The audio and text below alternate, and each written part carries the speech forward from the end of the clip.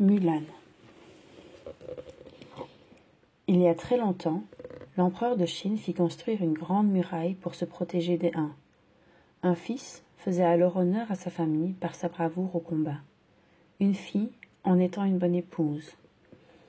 Les marieuses décidaient si les jeunes filles étaient bonnes à marier et se chargeaient alors de leur trouver un époux. La visite à la marieuse était une épreuve redoutable.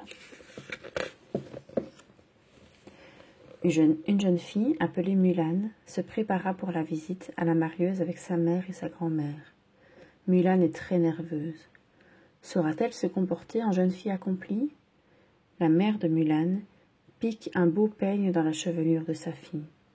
Sa grand-mère lui accroche à la taille une petite cage avec un criquet porte-bonheur. Mais chez la marieuse, c'est une catastrophe. Le criquet s'échappe de la cage. La robe de la marieuse prend feu. Mulan l'asperge avec de l'eau d'une théière. « Tu ne feras jamais honneur à ta famille !» s'écrie la marieuse.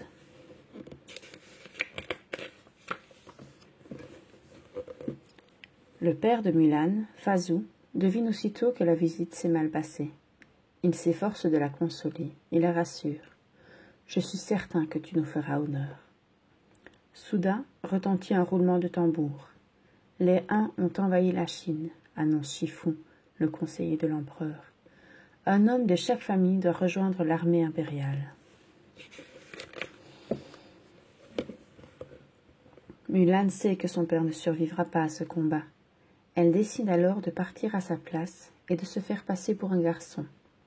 Elle prend l'ordre adressé à son père et coupe sa chevelure avec l'épée de Fazou. Vêtue du costume de son père, Mulan enfourche son cheval et part rejoindre l'armée. Quand ses parents découvrent son départ, ils sont très inquiets. Se faire passer pour un soldat est un crime puni de mort.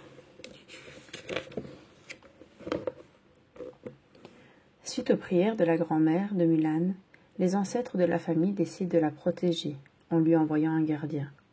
Un petit dragon nommé Mushu se porte volontaire. Mais les ancêtres souhaitent le mettre à l'épreuve. Ils n'ont pas confiance en lui. Il lui ordonne d'aller réveiller le gardien le plus puissant de tous, le grand dragon de pierre. Mushu frappe si fort sur le gong que la statue tombe en 1000 morceaux. Mushu est-il indigne d'être un gardien?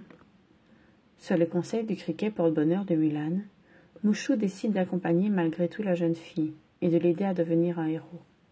Il espère ainsi que les ancêtres lui pardonneront et qu'il retrouvera sa place de gardien.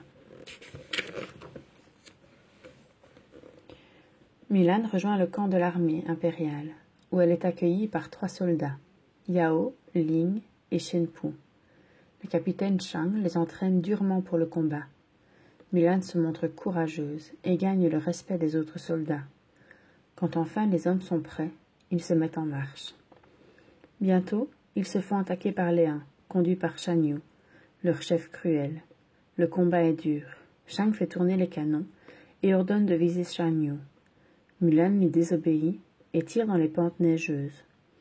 Le boulet explose au sommet de la montagne, provoquant une avalanche, comme l'avait prévu Mulan.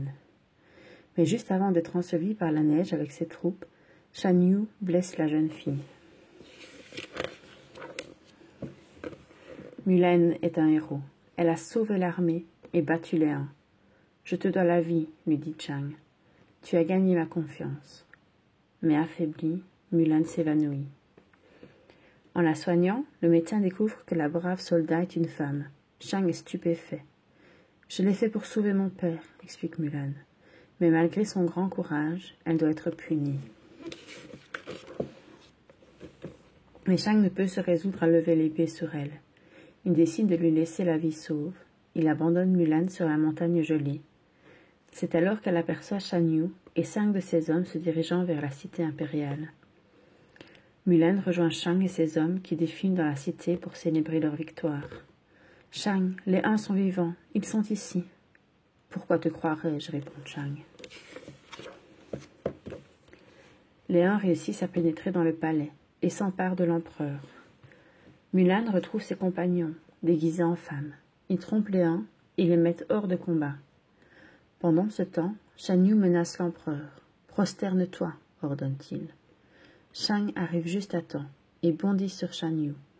L'empereur est sain et sauf. Mais Shan Yu réussit à se débarrasser de Chang et poursuit Mulan. « Prêt, Mushu » crie Mulan, qui avait préparé un piège. Le petit dragon tire une fusée sur Shan Yu, qui disparaît à jamais. Pour la remercier, l'empereur offre à Mulan son propre pendentif et l'épée de Shan Yu. Le monde sera ainsi que tu as sauvé la Chine. Puis, il s'inclina devant Mulan, en signe de respect. Au retour de Mulan, toute sa famille l'accueille avec joie et fierté. Bientôt, Chang lui rend visite. Les deux jeunes gens s'aiment, c'est évident. Quant à Mushu, il redevient gardien de la famille.